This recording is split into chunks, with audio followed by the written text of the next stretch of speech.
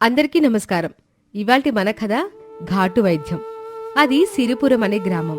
ఆ గ్రామ పెద్ద రఘురామయ్య. అతని పుట్టినరోజు కావటంతో ఊరి ప్రజలు ఆడామగాని తేడా లేకుండా ప్రతి ఒక్కరూ తమకి పెద్ద దిక్కైన రఘురామయ్య ఇంటికొచ్చి జన్మదిన శుభాకాంక్షలు తెలియచేస్తుంటే ఆ పెద్ద మనిషి అంతే హుందాగా తనకి శుభాకాంక్షలు చెప్పిన ప్రతి వారికి కానుకలిచ్చి సంతోషంగా వారిని సాగనంపుతున్నాడు. అలా సాయంత్రం కావస్తున్న సమయంలో రఘురామయ్య తన పనివాడు కొండయ్యతో, కొండయ్య, కానుకలు తీసుకోటానికి ఊళ్ళో అందరూ వచ్చినట్టేనా?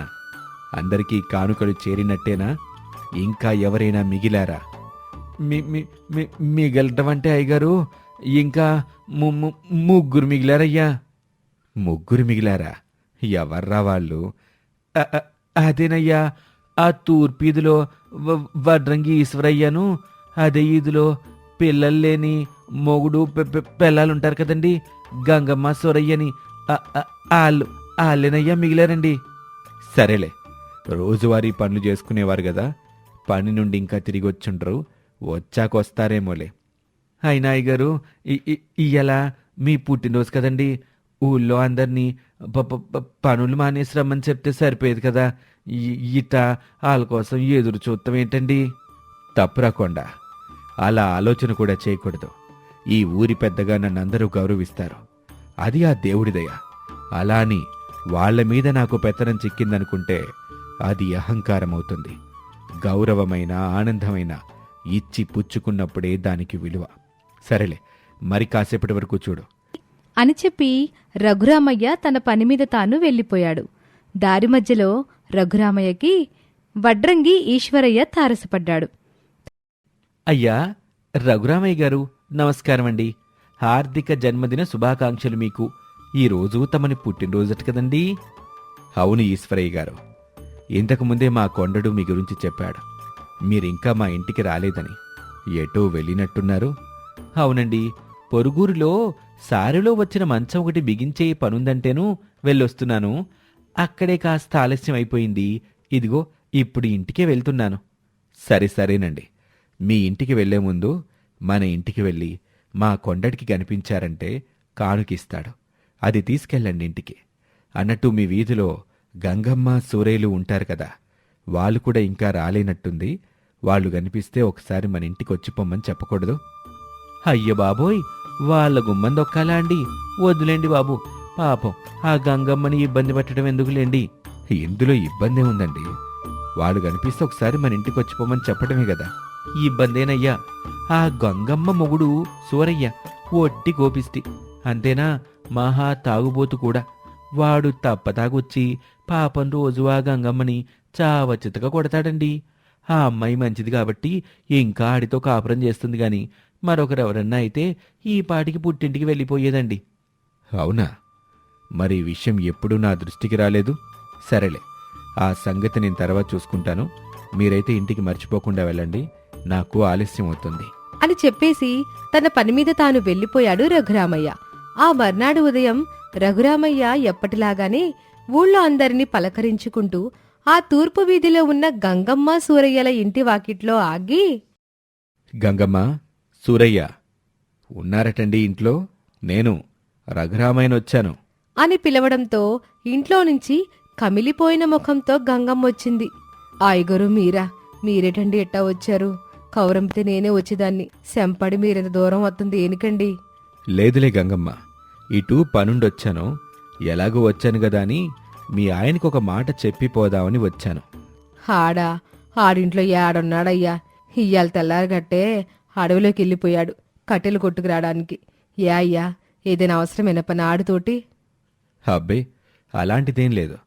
కాని సాయంత్రమూ ఎప్పుడో సూర్యనొకసారి వచ్చి నన్నింటి దగ్గర కలుసుకోమని చెప్పండమ్మా, నేనప్పుడు మాట్లాడతానులే అని చెప్పేసి ఆ పెద్ద మనిషి రఘురామయ్య వెళ్ళిపోయాడు.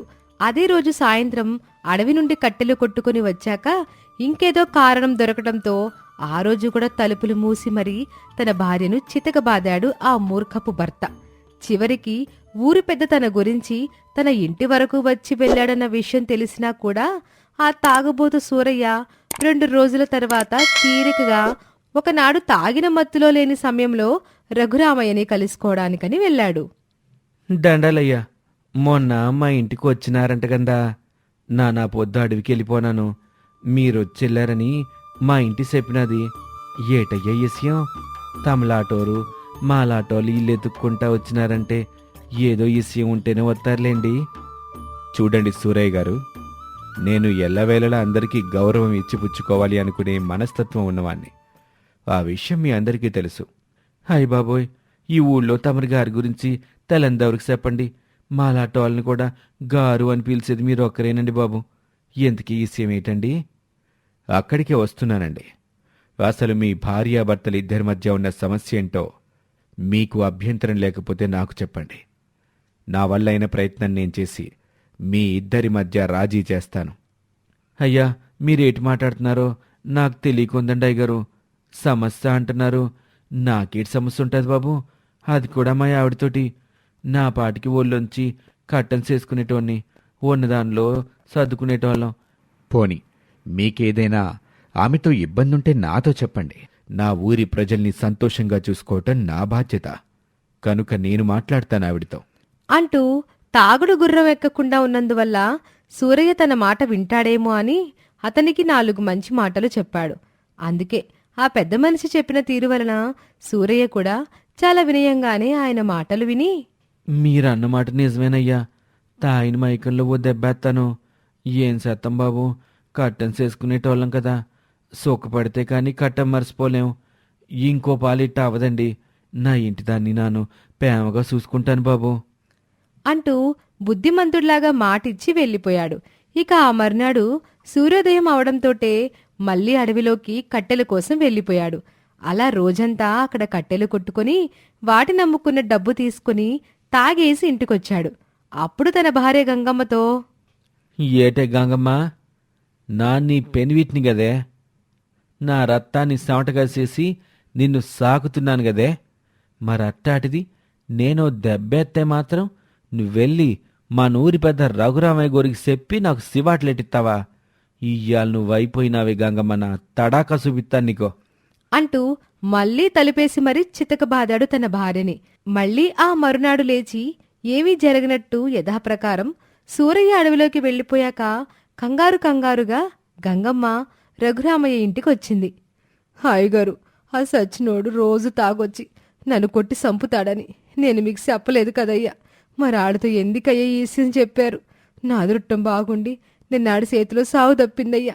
చూడండమ్మా, మీరేం తప్పు చేయలేదు. అలా అని నాకు ఫిర్యాదు కూడా చేయలేదు.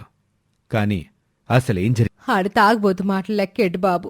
అందుకే నిన్న పొద్దు మిమ్మల్ని కలుసుకోవడానికి వచ్చిన ఆ సచ్చినోడికి మీరు చెప్పిన మాటలు ఊరుకొని ఒక రేత్రి ఆగాడు.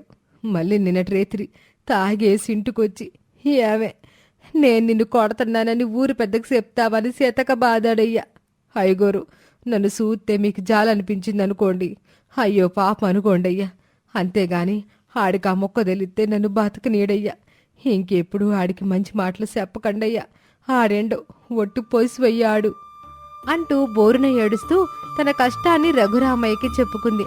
కాసేపు ఆమె మాటలు విన్న ఆ పెద్ద మనిషి, నన్ను క్షమించు తల్లి.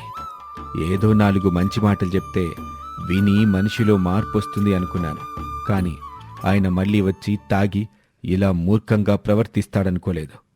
అలా అని మీ వారిని ఈ విధంగా వదిలేయటం కూడా సరికాదు. ఏమంటారు? ఏమనేదేంటి బాబు, ఆడిని మనం ఏడు చేయగలవయ్యా. అసలే కోపిట్టోడు, ఇక తాగుడంటారా? ఆడసలు మనిషే కాదు. అట్టంటోడిని మనం ఏడు చేస్తామయ్యా. నా రాతింతే అని సరిపెట్టుకోవడమే. లేదు తల్లి, మీ ఆయన బలహీనతనే మనం బలం చేసుకోవాలి. దాంతో ఆయన ఖచ్చితంగా మారుతారు. అందుకే నాకొక ఆలోచన తట్టింది. మన ప్రాంతంలో జమీందారు గారున్నారు కదా, సుధాకర్ వర్మ గారు. ఆయనకి ఈ మధ్య ఏదో అనారోగ్యం చేసి మంచాన పడ్డారట. తన రోగాన్ని నయం చేయగల నాటు వైద్యులు గాని సిద్ధ వైద్యులు గాని ఎవరైనా తన పరగణాల్లో ఉన్నారా అని ఊరూరికి తన మనుషుల్ని ఆయన పంపించి వెతికిస్తున్నారట. ఈ కబురు నాకు నిన్న రాత్రే తెలిసింది. కాని దానికి మా తాగుపోతు సచ్చినోడికి ఏటయ్యే సంబంధం? ఈడి తాగుడికి ఈడి జగడాలకి తగ్గాలంటే ఆ దేవుడు దిగి రావాలి గాని ఇంకెవరు ఏటి చేయలేరు బాబు. లేదమ్మా, నేనొక ఉపాయం చెప్తాను. దాని ప్రకారం చేస్తే మీ భర్త ఖచ్చితంగా మారతాడు. అతని కోపాన్ని, తలబిరుసుని అబలవైన మీ దగ్గర చూపించగలడు కాని మనల్ని పాలించే మన జమీందారి గారి దగ్గర చూపించలేడు కదా. అదే మన ఆయుధం అని చెప్పి గంగమ్మ చెవిలో తన ఆలోచన ఏంటో చెప్పాడు. ఆ ఉపాయం విన్నాక గంగమ్మకు కూడా కాస్త ఆనందం కలిగింది. ఈ రకంగా అయినా తన భర్తలో మార్పు వస్తుందనే నమ్మకం ఆమెకి అప్పుడే కలిగింది. అలా జరిగిన 3 రోజుల తర్వాత జమీందార్ గారి మనుషులిద్దరూ గంగమ్మ ఇంటికి వెళ్ళి, యమ్మా, ఇక్కడ ఎవరో నాటు వైద్యం తెలిసిన వ్యక్తి ఉన్నాడని తెలిసింది. అతనెవరో నీకు తెలుసా? మేం జమీందార్ గారి దివాణం నుంచి వస్తున్నాం. ఓ తెలియకపోవడమేటి బాబు, ఆ వైద్యం తెలిసినోడు మా ఇంటోడే బాబు. మా బాగా వైద్యకం చేస్తాడయ్యా. మంచి వాసున్న వాడిది సేయి పడితే ఇట్టే తగ్గిపోతాది ఏ రోగమైనా. అమ్మయ్యా, సరేనింటికే వచ్చామైతే.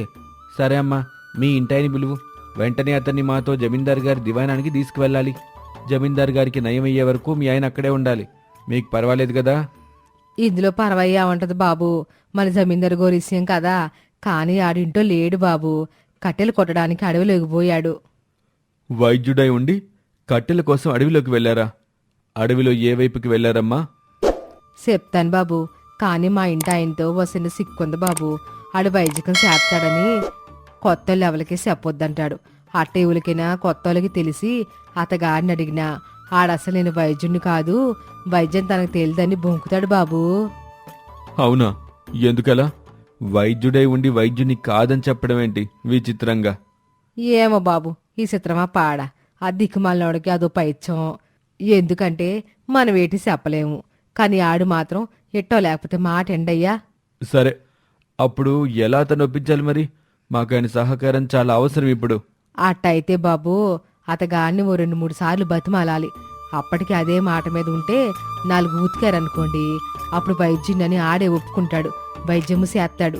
కాని బాబు ఈ ఇస్సు నేను చెప్పానని చెప్పకండయ్యా, మీకు పుణ్యం ఉంటాది అని తమ ఊరి పెద్ద రఘురామయ్య చెప్పిన ఉపాయం ప్రకారం అబద్ధం చెప్పి గంగమ్మ వాళ్ళని అడవిలో కట్టెలు కొట్టే తన భర్త దగ్గరికి పంపిస్తుంది.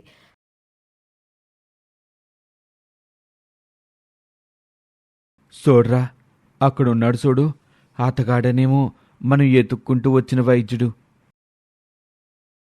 మరేరా, అంత గొప్ప హస్తవాసి ఉన్న వైద్యుడైన కూడా ఇలా కూలోళ్ళ కట్టలు కొట్టుకుంటున్నాడేంట్రా? వాళ్ళ ఆవిడ చెప్పింది కదా, అదో రకం పైత్యమని. మా బామ్మ కూడా చిన్నప్పుడు అనగా విన్నాను. గొప్పవాళ్ళు మేధావులందరికీ ఆ భగవంతుడు తెలివితో పాటు ఇలా ఏదో ఒక పైత్యం ఇస్తాడని. సరే, అతగాడి ఊసు మనకెందుకు చెప్పు. మనం వచ్చింది ఆ వైద్యుని తీసుకెళ్ళటానికి. ఆయన తీసుకెళ్లి మన జమీందారు గారికి నయమైతే మన కొలువులు నిఖరమవుతాయి. మనకు అది చాలు అనుకుని సూర్య దగ్గరికి వెళ్తారు. నమస్కారం వైద్యుడు గారు, మిమ్మల్ని వెతుక్కుంటూ ఇంత దూరం వచ్చాం. మీతో చాలా అవసరంగా మాట్లాడాలి అని అనేసరికి సూరయ్య తను చేస్తున్న పనిని ఆపి ఆశ్చర్యంగా, వైద్యుడా? ఎవరు బాబు వైద్యుడు? మీరే వాళ్ళతో మాట్లాడుతున్నారు? అసలు ఎవరు బాబు తమరు గోర్లిద్దరూను నన్ను అట్టుకొని ఏటేటో మాట్లాడేస్తున్నారు? మేము జమీందారు గారి మనుషులం. ఆయన ఆరోగ్యం బాగోకపోవటంతో దాన్ని నయం చేసే చక్కటి హస్తవాసి గల వైద్యుడి కోసం అన్ని గ్రామాలు తిరిగితే చివరికి మీ గ్రామం చేరాం. అక్కడ మీ గురించి, మీ హస్తవాసి గురించి తెలిసింది. అందుకే ఇటు నుండి ఇటే మిమ్మల్ని జమీందారు గారి దివాణానికి తీసుకువెళ్లాలని వచ్చాం. ఏటి బాబు, పట్టపగలి ఎప్ప సరగని కొట్టొచ్చినారేటి? నేకపోతే నేనేటి వైద్యమేటి? ఎల్లండి బాబు, మీ పరాస్కాలు ఇంకెవరి దగ్గరైనా ఆడుకోండి, నన్ను ఒగ్గేయండి అంటూ తన వాదన తాను చెప్పసాగాడు. ఆ ఇద్దరు జమీందారు గారి మనుషులు ఎంతో ఓపికగా గంగమ్మ చెప్పిన విధంగా సూరయ్యనే నిజమైన వైద్యుడనుకుని చాలాసేపు బ్రతిమిలాడగా చివరికి సూరయ్య విసిగిపోయాడు. ఏటెహమ్మి గోల, ఎవరు వైద్యులు? ఎవరి కాడికొచ్చి ఏటి పోతున్నారు? పోండవలకి, నాకేడు సాన పనుంది అంటూ కసురుకుంటాడు. ఆ జమీందారు మనుషులిద్దరూ సూరయ్యకి వినిపించకుండా ఒకరితో ఒకరు ఇలా మాట్లాడుకుంటారు. ఒరే, ఇంక లాభం లేదు. మాటలతో చెప్పి ఒప్పించలేకపోతే దేహశుద్ధి చేయమని చెప్పిందిగా ఆ ఇల్లాలు. ఇక ఆ పని చేద్దాం, లేదంటే ఇతగాడు మాట వినేలా లేడుగా. రేపు మిమ్మల్ని ఇబ్బంది పెట్టినందుకు మన్నింపడిగేసి వెళ్ళిపోతాం. అలా చెట్టు చాటుకొస్తారా అని ఎంతో వినయంగా అడుగుతారు. సూరయ్య విసుక్కుంటూనే ఆ ఇద్దరితో కలిసి ఒక పెద్ద చెట్టు చాటుకి వెళ్తాడు.